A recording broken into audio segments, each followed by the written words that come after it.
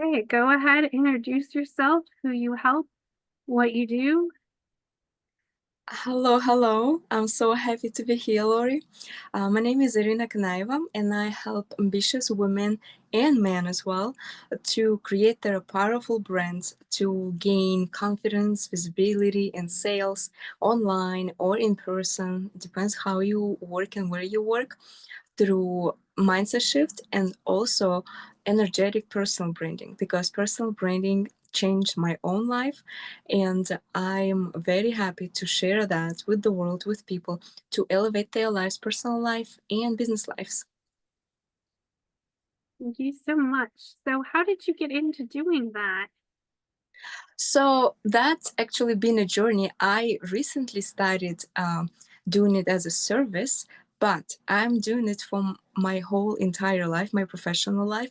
And it was kind of so it came to me as life experience, I guess. I think the best thing that we do in our life, it comes as from our experiences. So when I was 18, I started my first business. I started doing like big things in professional level, but because I was 18, nobody was taking me seriously, of course. They were looking at me, and the things that I was doing, it was I was working with people who are in their like late 30s, their 40s, and of course they were looking at me like, oh, you're such a baby, like, you know. And I didn't want, and I was very mature. I started working very early in my life, so at 18, and of course we're all different, but I was not the regular 18 years old. I was very ambitious, and I already have some skills. So what I started doing to change the perspective, to achieve my goals and actually be respected by those people, by those adults, I started using all my knowledge from psychology, and I started that since I was like 10 years old. And it's another story how I even got into that. But I started using body language. I changed my entire looks to specifically, strategically, to make people perceive me certain way, the way I want it. So that changed my life, my entire life. And then when I live in my life, I was changing careers. Of course, I was developing, and I needed to create different looks, and I wanted to walk into the rooms and create a different perception of me. For example, of course, I was doing the same things. And that just evolved into something that when I also studied astrology, astropsychology, I've learned that actually we can align with our energies, and there is also branding, our natural branding. So that's how now I do psychology plus astrology branding and personal branding for people, and that's how I lived it. Like that's my life path, and that's how like it's my lifestyle. And that's how now I teach people how to do that as well, because it's so important. It changed my life, and it's changing the lives of my clients, because you can be the best at what you do, you can be the most skillful in the room, but just because if people don't perceive, people don't look at you, because the first thing we see is how we look before we open our mouths. People see you, and they already make a decision. Do they want to interact with you? Do they want to talk to you? Do they want to buy from you? Do they want to learn from you? So that's how I use personal branding, starting with our appearance, then we go into communication and our also mindset about it. Because if your mindset, if you are not ready to become visible, it doesn't matter what you do, unfortunately, it's not going to work. So I combine these two things together so to create the best results for you. Yeah, that's quite an interesting story. Have you invested in yourself in networking groups, coaching, or masterminds? Oh my god. Oh my god. Definitely, because as I mentioned, that I started learning psychology since I was like 9, 10 years old.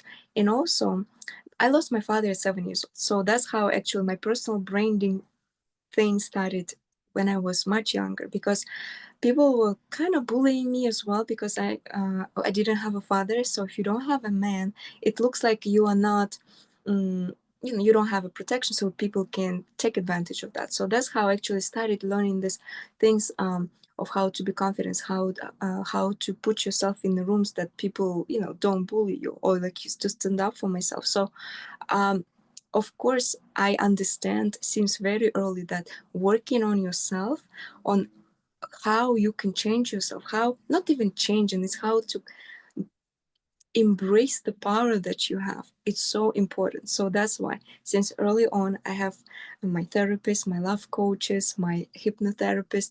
I invest in myself a lot. I did hypnosis, I do coaching, I did that with people, and I know, especially if I work with people, first person who has to be that and live that, it's me. So since my early ages, I've been investing in myself in that way. And of course, networking masterminds is so important because I do a lot of in-person networking events, and my best connections, my best clients, my partnerships, collaborations, they come from networking events, because this is the main thing that how we can connect. Because of course we can do online interactions or any like referral stuff, but at networking events it's easier. You're already placing yourself strategically. Again, I'm about strategy, so it's just how my brain works. Strategically, you put yourself in the rooms and you present yourself a certain way, and that's how you attract the people that you want, and also the people that you can help. Not only, I'm also always about partnerships. So of course, masterminds, when you go into the rooms, I also create networking events, masterminds as well myself, because this is the place where you can brainstorm. And a lot of times when we talk to different people, and especially if they have different perspective on things, we can expand our thinking, we can expand our skills, our vision on something. And expanding, to me, it's the most important thing to grow and actually have the foundation and the quality. So yes, definitely networking, working on myself, masterminds is number thing. And I might also studying. I study so much. I study so many different methods all the time. So that's definitely yes.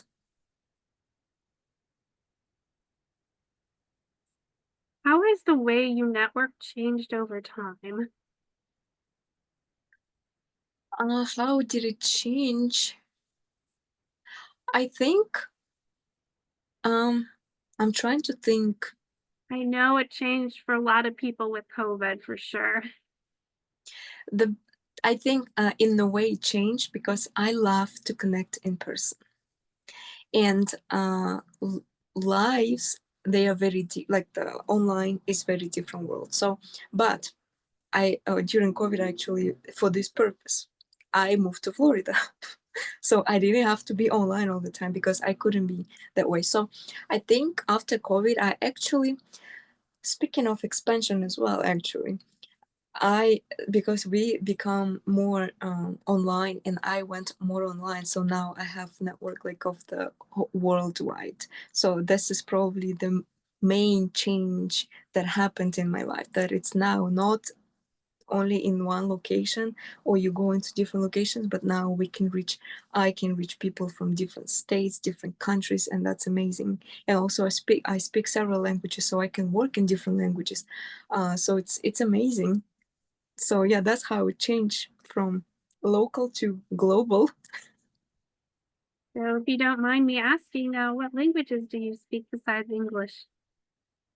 So it's Udmurt, it's my first language, then Russian, and so I used to speak Spanish, French, German, a little bit of Greek and Polish. But of course, because I didn't have much experience, not experience, practice in United States, because I'm here for a long time, I cannot like have a full conversation professionally. But of course I can understand, I can read all of these languages. But definitely like videos or studies, like if I study online or something, I can do that in different languages. So yeah. Thank you so much for sharing that. Do you Well, prefer networking in groups or having more one-to-one conversations? um there are two parts of me. There is one that loves stage and public speaking. So, of course, I enjoy speaking in the groups. I love to be on stage. I love to do workshops as a speaker, of course, to be on podcasts. I love it. But another thing also that I like to connect on a deeper level. So that's why networking, it's more like introducing and kind of feel out the people, and then to create deeper connection and one-on-one. So both of them are more important, like in both important to me. It's just the purpose is different. It's because doing one-on-one you can't really meet as much people, but at networking events when there are so many people, we feel each other, we see each other, and that's how we can create this important connections, the deep connections with people, just through the networking, group networking events. So I think to me both important, but they're just different. They are different. Would you say you're more introverted or more extroverted, and how does that affect the way that you network? Oh my God. Oh my God. I have the best story for this. So, because I'm in psychology, there, not recently, several years ago, and I think it's still going on, there was a thing, such thing as ambivert.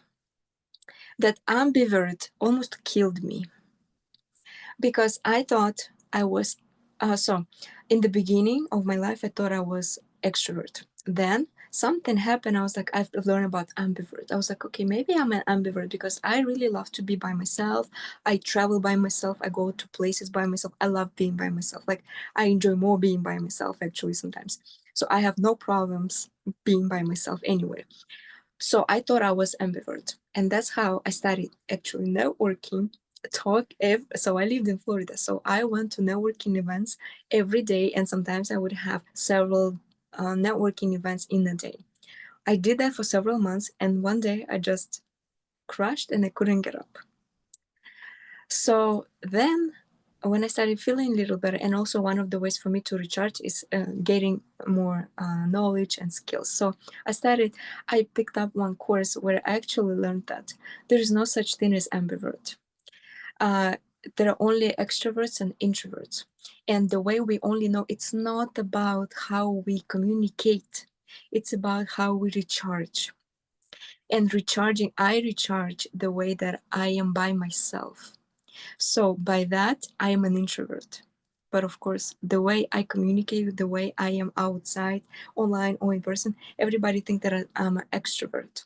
So introversion, it's not about being shy or timid. It's not that. It's how we recharge. So anybody who's listening to this, I encourage you to pay attention to these things and don't fall into my mistake of this being ambivert that you can do everything. Like, maybe not.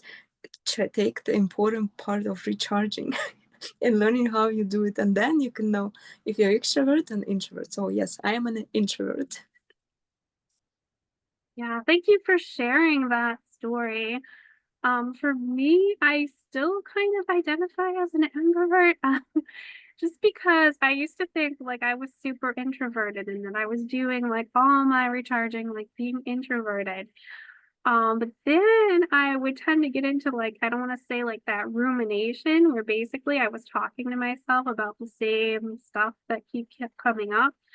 I didn't get out of that until I started getting out and meeting different people and being introduced to new ideas, and not just being introduced to new ideas, but actually having conversations with different people.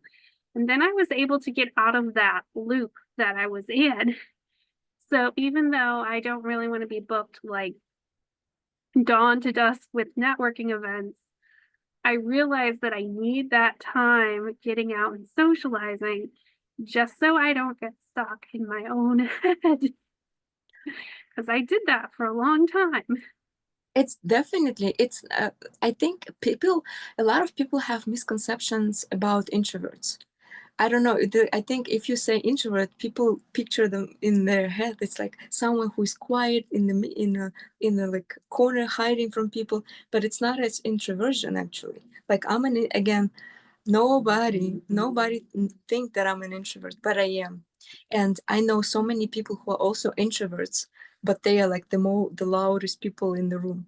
But because it's the time, of course, we are all social people. It's so important for us to go outside and talk to people, because Even for extroverts, it's important to take time sometimes for themselves, even though they get recharged from people. But still, it's so important to just be sometimes by themselves, to connect to themselves, because it doesn't matter if we are introverts or extroverts. We have to have balance of both, like being socialized and also being, connecting with ourselves and recharging, like on different ways. So I think it's like so important to just to know what helps you, because it could go a different way like it did for me. Yeah, thank you so much for sharing that. Now, I'm going to ask you, would you say that getting comfortable being uncomfortable is part of the entrepreneur skill set? Definitely, it's 100%. And I think I'm very big on growth, not only business wise, but also personal development. And to me, it's like I love to challenge myself. I think it's my Leo thing also. I like challenging myself, doing certain things that getting outside of comfort zone. And one of the biggest thing, actually, I work a lot with confidence, and because it was my journey, and I had different types of confidence. So for many years now, I think I'm very confident. I'm fine, but so sometimes I meet these people who think like, oh, I don't need more confidence. Like I'm already confident, and so it's fine. So what? Of course, I like to challenge myself. So what I did, I think a year ago, a couple of years ago. So I also do jewelry. So just to get myself outside of my comfort zone, I took a jewelry like roll, like this little display that I could carry with myself. I was in Florida. I went on the beach and started offering people my jewelry. Oh my God, where did that confidence went? It's one thing, it's like when you confident, like I wasn't like shy, but it was so awkward to me. And that's when I realized that confidence and all the other things in us, there's so much room to grow. You cannot just sit and think that something you already, you're best at something, which it's fine, but also there's so much we can grow also. So that's why challenging yourself, like going outside of your comfort zone, it helps you to build the best personality and actually tap into your potential, because you don't know what you are missing. A lot of people think that which nothing is wrong, like to be confident, thinking you are the best. But the mistake that people sometimes do is like, um, there is nowhere to grow. I'm already the best and there is no room to grow. But when you kind of open this up into being uncomfortable, you will see how much more you can do, you can be, and you can actually achieve and bring so much value into the world. Just being open to be uncomfortable in all of these different situations. Yeah, and I seems like that's something you do regularly. Oh, I do. Yes. And I think for all entrepreneurs, we all, if we don't do, it's, life is changing, the technology is changing. So definitely we have to do a lot of different things all the time. So, how do you set time boundaries in your relationships so that you don't fall into people pleasing and can focus on the relationships that benefit you the most? Oh, I'm done with people pleasing a long time ago. And also, um, again, everything, of course, I'm learning. And that's why I'm not about reading books about your mindset or watching podcasts about mindset, because it's not the work that we do. It's gaining knowledge, but there is no transformation. Our transformation comes either through our coaches or therapists and our experiences in life. So, of course, for a while, I was like this, giving, I'll do everything, I'll just help everybody, until also certain things happen when I couldn't be the best for people. But if I cannot be the best, some people, like you cannot help people. So that's when I realized that through my life and experiences, that if you don't take care of yourself first, you won't be able to be something and help people in general, if you're that person who likes to help people. It's one thing. Another thing is also, what is another thing? I just lost my thought, but it's so important to take care of yourself first. And with people pleasing also, when I always take it through uh, what happens also happens in my life too. When people try to help you, but not because they want to help you, because they're people pleasers, or they want something in return after. That's what happens when I saw that in people. And this is how, when I'm looking into myself, of course I look at people, then I turn it to myself. If do I help people because I really want to and I can do it, or because I'm like there is some interest somewhere, and because either interest or like this guilt or something that I have to do it. So that's how I look at the people, and also I turn to myself. If I really want and I really can help, then I do it. Because if I have certain emotions like guilt or something that I really like, like this negative emotions that people like, like I have to do it. Nobody is going to take it in a good way. And also, it's not the help. It's not you doing something, you're doing like the bad service, because energetically it's already not aligned, so you're just spreading something that is negativity. So when I understood that, that's why I'm not people pleasing and all of that stuff. It's not for me. If I do something, that means I want and I have nothing in exchange, and I do it with love. If I cannot do it, then I cannot do it, and I don't have bad feelings about it. So that also came from experiences. Yeah. How would you say Instagram differs from Facebook? What do you like specifically about Instagram? Instagram, I am, yes, I'm mostly on Instagram than Facebook. I think honestly I don't know why it happened. That's why I didn't figure out really how to do the Instagram maybe the right way, or I don't know. So that's why like it's the beginning of it. That's why like Instagram became kind of more like I like it more and it works better for me. But maybe because just I didn't figure out how to do the Facebook, but I'm learning now. I like the features of the groups on Facebook, so I'm learning how to do them, and I'm so happy that we have you to help us do that. So that's why it's so like I think both of them are great. It's just of course we need to learn, find our ways, what works for us better. So yeah.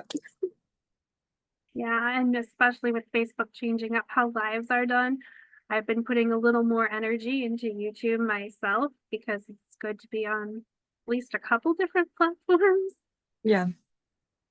but it can be hard to be on all of them for sure. And I see Instagram for you, especially with that visual branding. Hmm. But I usually just repost stuff, which I don't know if that's the great, which, yeah, like communities are very different. So I'm trying to differentiate some content for some things, but definitely both. I think all platforms are good. It just depends, of course, on your goals, on your branding, and also who you want to work with, because everybody is different. The communities are different on all platforms. So it's just whatever works for you. How do you feel about the DMs on Facebook? Love them or hate them? Just read from my face. I again also I don't take things as good or bad. It's I think again it's how you do it, because lately I was getting all these cold DMs, and they're disgusting sometimes, the way like they are so aggressive. I can't stand them, no. But if there is something that we can discuss, or like just connect, I'm not against that. But it's just by the percentage, it's minority of those messages. Because for example, I myself sometimes I'm I think a couple of times message some people, and we had a great conversation and connection, and also some of them became my clients. But because it was something that we were related or something like that, it wasn't like a cold something like, okay, I have this program, do you want it, especially like, do you want it, and then like I'm waiting for your answer. I'm like, you also messaged me from a different time zone. You messaged me 4 a.m., 6 a.m., and then at 7:15, like, I'm waiting for your answer. I'm like, come on, like, no. So again, I'm not against of that, but how you do it is the biggest thing. Yeah, I know I've had this conversation with a lot of my friends in terms of when the best time is to move the conversation to the DMs. And Yeah. usually it's after having some kind of interaction outside of that. Mm-hmm. Yeah, definitely. What are your thoughts on tapping into your intuition when networking? Oh, 100%. I always do that. And the way it started, of course, before, I'm very intuitive. Actually, what happened, also another little story, how I actually started trusting my intuition. Since I was a child, I had this thing when I meet people, some people I didn't like instantly. It was something like, I'm like, I can't. And I thought there's something, I'm like, am I like the mean person that I don't like like people, like this person specifically for no reason? And I didn't trust that. I thought it's something triggered in my brain that makes me don't like the person, until of course certain things started happening, and my friends started noticing, like, you said you don't like the person, but but then something, they would do something bad to me or to my friends. And that's after several times it happened, then I started paying attention. How do I feel about the person? It's one thing, and that's very important for me, especially in person. Who do I talk to and how I talk to? And then when I started, I do jewelry and I do a lot of pop-up shops. The way I work, and also not only in jewelry but coaching, the way I do it is I connect to the person and I usually say the words that they probably need to hear. And I don't do it, it's like, it just sometimes I have, I guess I channel somehow. uh, and it's not like I'm thinking, because psychologically of course I can read the person and also do it, but I don't do it, I do it intuitively. So of course, while networking, first thing, it helps me to approach and speak to certain people, and kind of without the people maybe we're not aligned energetically, and also speaking and asking the certain questions that actually will tap to what we can connect on. Because asking generic question everybody might not be the great strategy, but feeling the person, using your intuition to have the conversation on certain things, that how it helps me. So we're coming to the end of our interview. Any closing remarks or things that you wanted to add? I think the only thing I want to add is I always love to motivate people, and I love to encourage people to go after their ambitions and be very honest with themselves, which because a lot of times when I work with ambitious people, I work with leaders, a lot of times what happens, we get negativity that, oh, your standards are too high, or there's something, it's impossible, go get something more realistic. A lot of time we get bashed on these things, and that's the only thing I can tell you. If you have these thoughts of doing something big, if you want to achieve that, please do not give up on that. Do it. If you don't know how, don't give up. I actually I do have a lot of stuff on this as well. And actually, you know what, since I don't know, again, intuitively I started talking about this, but I actually recently I did a workshop on reverse goal setting. So anybody who is watching this live right now, I would love to give it for free, for just testimonial, probably, if it's okay, to I show there how to get to your big goals, because a lot of people just get stuck, or they listen to others that saying like, oh, get something smaller or realistic and stuff like that, and then your dream just blows out and you lose your motivation, you lose your encouragement to do even something, because it's not something you're going for, it's not your dream, it's not your goal, it's not something that lights up and gives you a lot of energy. So that's the only thing, please. be honest with yourself, and you don't have to talk and tell that to the world that I'm so ambitious or I have this big goal if you don't have the support system that you want. Don't tell them. Connect to the people who will support you and talk to them about it, but be honest. If you have this spark and the fire in you, please don't stop. Just go and achieve and be your authentic self. Don't lie to people. So yes, that's it. I love that, and that resonates so much for me as well. And that's, in fact, how I got into networking. Anything more? Yeah, that's it. Thank you so much, Lori. I love the question. Amazing questions. You're definitely a great interview to tap into the deep, authentic personality. So thank you so much. I'm so happy to be here and spend the time with you. And actually, we just coming from your networking event that I had such a great connection, such a great energy. And that's what I said also.